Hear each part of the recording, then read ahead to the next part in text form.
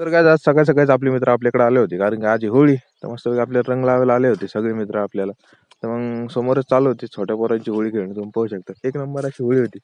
तर आपल्याला बघून आहे ना ते पोरं बी आपल्याकडे आले होते. आणि मग काय मग आपली बी चालू झाली तिथून पुढे होळी. त्यांनी आपल्याला रंग लावला होता, मग काय आपण बी रंग घेतला. मग आपण बी निघलो दुसरा रंग लावायला. मी आणि माझे भाऊ होते. असं आहे की आपण निघलो पुढं रंग घेऊन. पुरी टीमच घेऊन चाललो होतो आपण तिथून पुढं, काय विषय नव्हता आपला.